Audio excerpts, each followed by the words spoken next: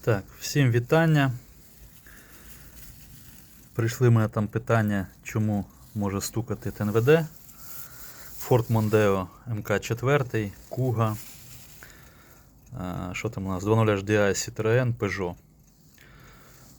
Мотор 910 PSA французький. Значить, ми маємо такий насос.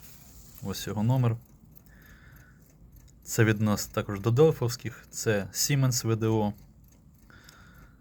Made in Germany. Номер 5WS40380. По PSA 96 836 240 80. По Форду А2 С2 710 0268. К0601. Значить, такий насос, він у нас плунжерного типу. Не такий роторний, як у Mondeo 3. Не такий, як на реношках 1.5. Це роторного, а це плунжерного типу. Як бачите, раз, два, три. Вал як кривошип. І штовхає наші клапана, поршні і нагнітає тиск. Клапан раз. Клапан 2. Ось такого він, бачите, типу. Зразу кажу, що дуже ходові насоси ці, дуже ходові, і Delphi в тому числі, тому що сама будова його, як я сказав, плунжерації, вони дуже рідко знашуються. Крім підкачки на Delphi, тому що Delphi теж лопасного типу, лопатки стоять. І ці насоси ходять дуже-дуже довго. Я зустрічав 300 тисяч і по ним, по стенду все чітко. Значить, стук.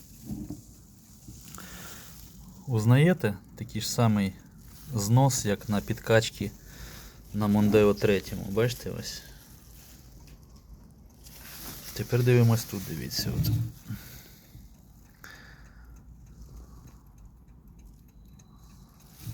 А тепер дивимося оцей адаптер, який до самого безпосередньо на розпредвал цепляється. Ось наш адаптер. Ми прицепили. Бачите? От. Ось цей стук, який у нас виникає під час навантаження, під час роботи мотора. Бачите? І знос. Бачите, і знос. Ось цей от стук виникає під час цього люфта. Тобто, що б я не робив, перевертаю, не перевертаю, нема сенсу. І тут так само, бачите, ось розпредвал, там де входить. Ну це не так критично. Тут може і не виникати стуку. Стук виникає у нас при зносі вала. Я, наприклад, думаю, що тут тільки заміна вала. Може якось воно там точиться, наварюється, не знаю, я до цього не доходив, але я думаю, що тут заміна вала ТНВД. І ця заміна теж цього самого адаптера. Ось тут виникає стук. В цих насосах. Така, бачите, маленька деталь, але через це у нас виникає люфт між ТНВД і безпосередньо розпредвалом. До головки блоку циліндрів кріпиться 3 болтами.